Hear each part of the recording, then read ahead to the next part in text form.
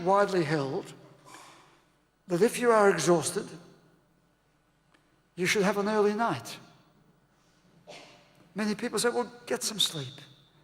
But sleep may be a way of evading the real stress. And sleep may only be partially satisfying because we really haven't dealt with the stress. Often it calls for us to stop for a moment and, in a period of vital relaxation, allow the mind and body to relax before we try to sleep. Because you'll find that if everything is still buzzing away, you can sleep, but it won't be very restful or satisfying. So the sleep specialist will tell you again and again the importance of preparing yourself for sleep. The simple words of saying get an early night is not enough. It needs to be also followed up by other words which say, yes, but prepare yourself for getting the early night or getting that good sleep. There are times when you'll feel that you have to force yourself to get a particular task finished, and that can be very stressful. Reese and I know well that we've got to prepare ourselves to be here for Sunday morning services and other services, whether we like it or not, whether we're sick or not. When there's the pressure on us, we've undertaken to be here. It's our job. We're going to be here. But you see, that can be a very great stress to get things finished on time because there are other things that need to be finished on time. And there are other demands over here and over there. You know that. We're not the only ones. We're all faced with those situations where we have to get a report written, where we have to write a speech, where we have to get something finished on time. And of course, we struggle with drowsiness. If you're like me, I sometimes sit at my desk, and before I've written 4 words, I'm asleep. That doesn't help the job to get done. So we need to do something else, you see. So this needs to be taken on seriously. Make a division of tasks. So sometimes the task is too big for us in one go. So practice what I call the psychology of small wins. You take a small piece and you finish it, and you have a little bit of a picnic. In other words, give yourself a reward. Get up and walk around and say, that was good. I've finished it. I've done it. At this time of the year, I oughtn't to say it, but sometimes it's a good idea to say, right, I'll have a piece of chocolate to reward myself. But be aware of too much chocolate can give you another kind of stress, as you know. But the division of the tasks, it's like saying, I would really like to eat the whole plum pudding or the whole pavlova because it looks so good. Take a small slice, eat it only in small parts. The psychology of small wins has many advantages. Or next, you can re-examine your motivation. And motivation, you see, and look to see what can get my motivation going again. I hate this job, you might say. I don't want to do it. I can't get myself, so that motivation is a curly little problem.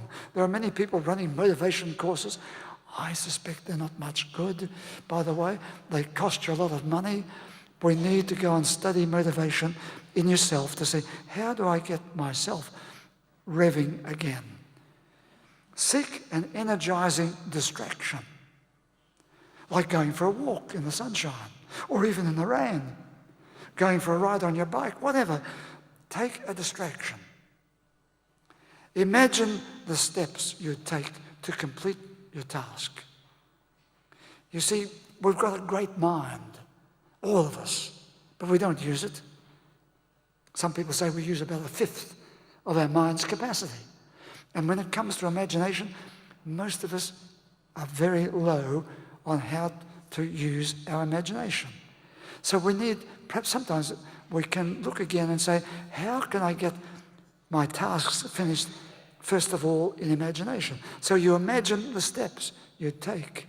And above all, imagine how you're going to feel when you've reached the goal.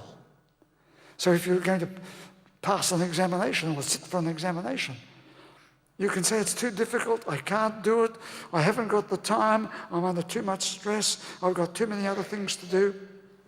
You know all that talk. Stop and imagine what it's going to be like when this job is finished, when you've passed the examination and you're walking free.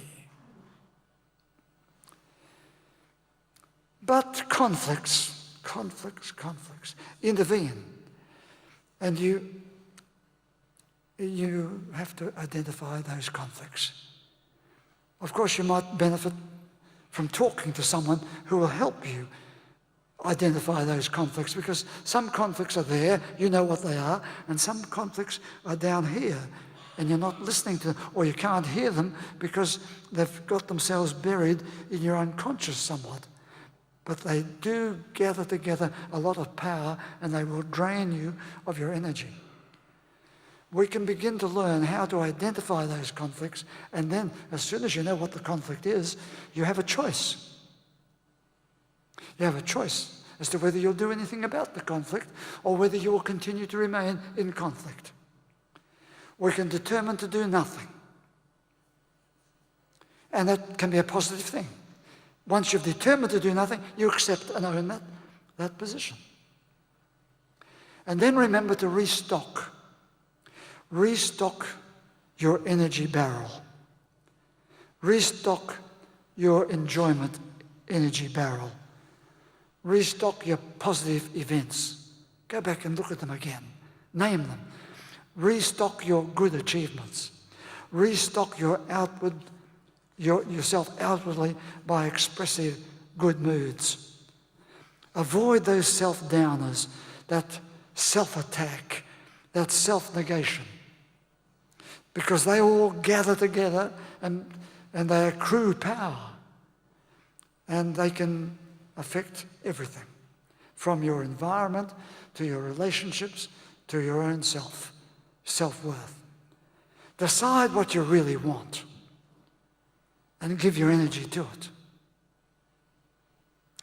The psychologist, a pretty eminent psychologist at that, I've mentioned him many times, Mihaly Csikszentmihalyi, an American psychologist with a name like that. He plainly came from Hungary. He wrote in one of his books these words, a psychologist writing, "One cannot lead a life that is truly excellent without feeling that one belongs to something greater, more permanent than oneself. This is one conclusion that is common to all the religions, that we are given meaning to that we give meaning to people's lives all through the long epochs of human history." Did you hear that correctly? This is one conclusion that is common to all religions, that gives meaning to people's lives all through the long epochs of human history. So learn to identify what is worth living for, and bring the energies of body, mind, and spirit into them. The load of life's tasks, of course, can tie you down. Remember the story of that fantastic adventure of Dr. Gulliver, and he being tied down by the miniature Lilliputians. Any one of them wouldn't be strong enough to tie him down with the one string, but all of them together tied him down into a helpless state. How to get free enough to live a worthwhile life instead of struggling all your life against the strands of the Lilliputians. It needs imagination. It needs imagery. It needs initiative. Imagination. As I said before, we're largely ignorant, all of us, of how imagination can change everything. How many schools or universities teach the processes, the dynamics of imagination? Yet a person with little imagination is not exciting to be around. But a person with imagination becomes a rather exciting person to be around. So we all need to find ways to expand and focus our imagination. And remember, a good religion is about that. Religion is about firing the imagination, inspiring the human mind, being alert to what is here and where we can be into the future, what life can be, how we can imagine and embrace courage to be what we can yet become. And that is basic to what our religion is about.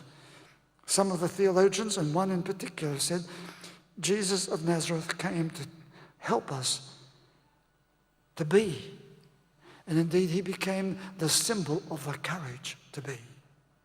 So in managing all our exhaustion in life, we need to hear imagination, inspiration, put them in place, and then embrace the courage to be.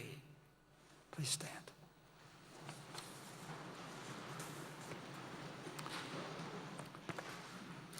And so the blessing for the end of the year, the blessing for us as we walk through these doors and soon into a new year, may the God you see in all the colours of creation arouse in you a sense of awe and wonder. May the God who is a sacred presence be real to you.